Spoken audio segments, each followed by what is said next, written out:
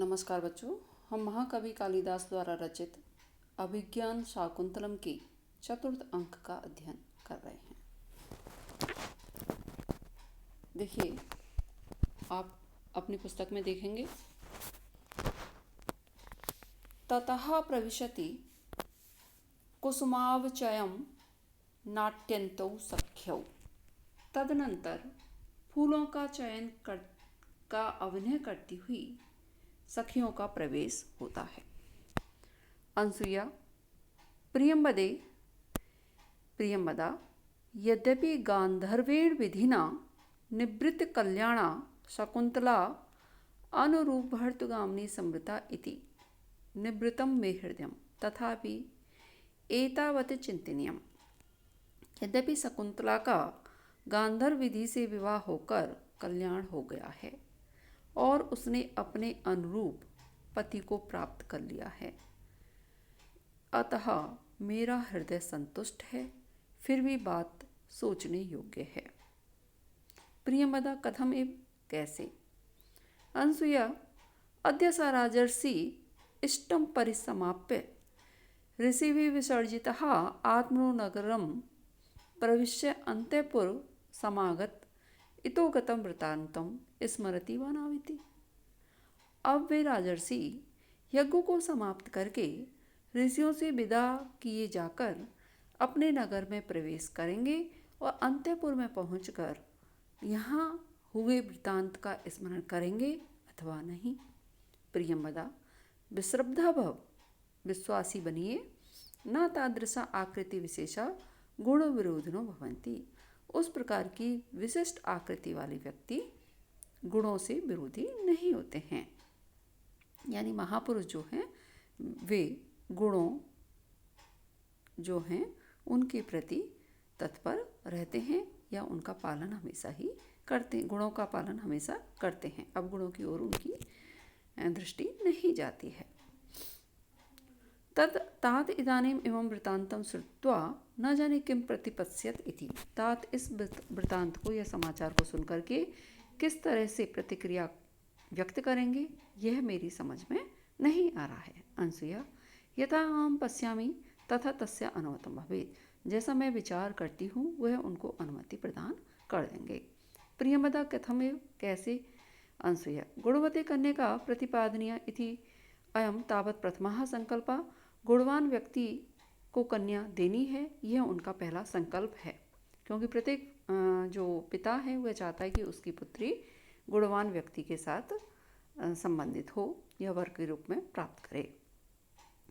तम यदि दैवम एव संपादयति, यदि उस कार्य को देव के द्वारा ही संपादित कर दिया जाता है तो ननु अप्रयासिन कृतार्थो गुरुजनः, तो बिना प्रयत्न के ही गुरुजन क्या हो जाते हैं? कृतार्थ हो जाते हैं। प्रियंवदा पुष्प भाजनम विलोक्य, पुष्प के पात्र को देख करके सखी अविचितानि बलिकर्म पर्याप्तानि कुसुमानि, सखी पूजा हेतु पर्याप्त पुष्पों का चयन हो चुका है। अनसुया ननु सख्या शकुंतलाया सौभाग्य देवता अर्चनीया। अब शकुंतला के सौभाग्य देवता का भी तो पूजन करना है। प्रियंवदा युज्यते, ठीक है। नेपथ्य से कोई ध्वनि आती है। अयम अहम भो, अरे यह मैं। अनसुया कर्णम दत्वा, सुनकर की सखी अतिथि नाम एव निवेदितम, कोई अतिथि उपस्थित हुए हैं। प्रियंवदा ननु उटज सन्निधः शकुंतला, निसंदेह कुटिया में शकुंतला विद्यमान है। आत्मगतम, स्वयं के मन में, अद्य पुनः हृदयेन असन्निधः, आज लेकिन वो अपने हृदय से यहाँ उपस्थित नहीं है। अनसुया भवतु, ठीक है। अलम एतावत् भी कुसुमई, इतने ही पुष्प पर्याप्त हैं, अब बस कीजिए। इति ऐसा कह करके दोनों जो हैं क्या करती हैं? प्रस्थान करती हैं। श्लोक देखेंगे बच्चों। आ अतिथि परिभावनी, अरे अतिथि का तिरस्कार करने वाली। विचिंत्यन्ति यम अनन्यमानसा तपोधनम वेसिना सम माम उपस्थितम स्मरस्यति त्वाम न सा बोधितो अपि सन् कथां प्रमत्तः प्रथमं कृताम् एव। अनन्य मानसा, यानी अनन्य हृदय से आसक्त हुई, यम जिसका तुम क्या कर रही हो, विचिंतयन्ति चिंतन करती हुई, उपस्थितम उपस्थित हुए, तपोधनम तप ही जिसका धन है ऐसे तपस्वी को, माम न बेसी मुझे नहीं पहचान रही हो, तो सा वह व्यक्ति जिसका तुम क्या कर रही हो, विचार कर रही हो, चिंतन कर रही हो, सा प्रमत्तः प्रथमं कृतां कथाम एव वह पागल हुए व्यक्ति के समान या उन्मत्त व्यक्ति के भांति प्रथम कृताम कथाम एव पहले किए हुए कार्य व्यापार की तरह बोधिता भी याद दिलाए जाने पर भी त्वाम न स्मरसति तुम्हें स्मरण नहीं करेगा। महर्षि दुर्वासा सहज क्रोधी हैं, वे वहाँ उपस्थित होते हैं, लेकिन शकुंतला राजा दुष्यंत के विचारों में मग्न हैं, अतएव वे उनके आगमन को नहीं जान पाते हैं। दुर्वासा उन्हें शाप देते हैं कि तुम अनन्यासक्त हृदय से जिसका विचार कर रही हो और मुझ उपस्थित हुए तपस्वी को नहीं पहचान पा रही हो, तो वह व्यक्ति जिसका तुम स्मरण कर रही हो वह तुम्हें प्रमत्त के समान यानी पागल कहें या मतवाला जो व्यक्ति है उसको बार बार याद दिलाए जाने पर भी वह तुम्हें स्मरण नहीं करेगा। जैसे कि पागल हुआ व्यक्ति पूर्व में किए हुए कार्य को क्या नहीं कर पाता है, स्मरण नहीं कर पाता है, उसी प्रकार से। एक बार अर्थ फिर से देखेंगे बच्चों। अनन्य मानसा अनन्यासक्त हृदय से यम विचिंत्यन्ति जिसका चिंतन करती हुई, उपस्थितम तपोधनम उपस्थित हुए तपस्वी, मामना बेसी मुझको तुम नहीं देख रही हो, सा वह व्यक्ति जिसका तुम स्मरण कर रही हो, प्रमत्तः प्रथम कृताम कथाम एव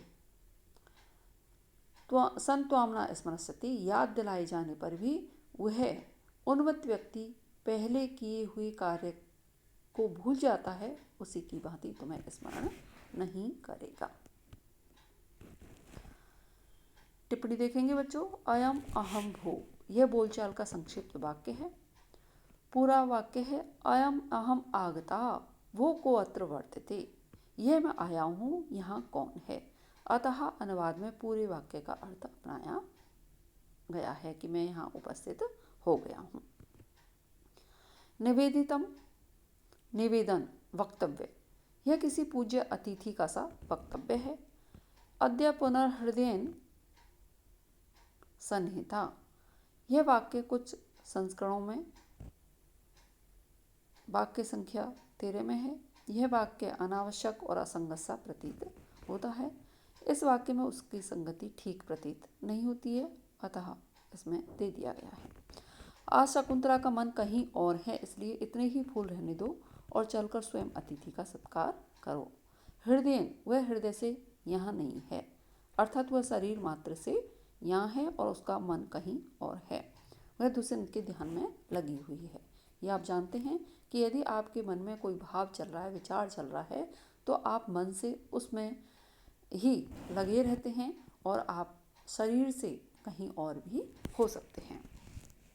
इसी प्रकार से जो शकुंतला हैं वे इस समय राजा दुष्यंत के प्रति मन में भाव लिए हुए उन्हीं के चिंतन में लगी हुई हैं। यद्यपि शरीर से वे कुटिया में विद्यमान है, लेकिन मन से वहाँ पर उपस्थित नहीं है।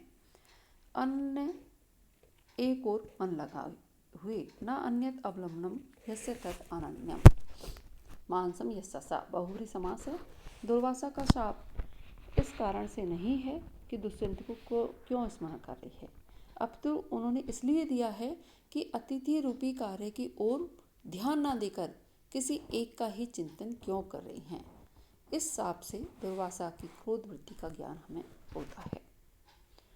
जो बच्चों मूल कथा है, कई बार आपका प्रश्न भी आता है कि महाकवि कालिदास ने मूल कथा में क्या क्या परिवर्तन किए हैं। तो एक परिवर्तन जो शकुंतलोपाख्यान में हमें देखने को मिलता है, उसमें दुर्वासा शाप विद्यमान नहीं है, लेकिन नाटक की कथा वस्तु को नाटकीय रूप देने के लिए महाकवि कालिदास के द्वारा ये दुर्वासा शाप जो है इसकी कल्पना की गई है और दिया है, जिससे नाटक अत्यधिक रोचक और मनोरम हो जाता है। तो मूल कथा जो है उसमें दुर्वासा शाप की चर्चा नहीं है। कालिदास की ये अपनी एक मौलिक कल्पना है। तपोधनम, वह तपस्वी है, अतः उसकी ओर तुरंत ध्यान देना आवश्यक है, क्योंकि तपस्वी गण जो हैं वो सांसारिक मोह माया में से दूर आध्यात्म की सिद्धि के लिए बाहर निवास करते हैं। तो यदा कदा यदि वो उपस्थित होते हैं तो उनका हमें पूर्ण सम्मान करना चाहिए। प्रमत्तः, शराबी व्यक्ति मत्तावस्था में शराब पीने से पहले की संपूर्ण बातों को भूल जाता है, या पागल व्यक्ति जो है वह भूल जाता है। उसी प्रकार दुष्यंत भी सब पुरानी बातों को भूल जाएगा। वह ना तो स्वयं स्मरण करेगा और ना स्मरण दिलाने पर ही उसे कोई बात याद आएगी। यहाँ पर पूर्वार्ध विस्मरण रूपी शाप का कारण है। अतः काव्यलिंग है, इव से उपमा है, प्रथमम कृताम में श्लिष्ट अर्थ होने से श्लेष अलंकार है। शेष होते अगले व्याख्यान में। धन्यवाद।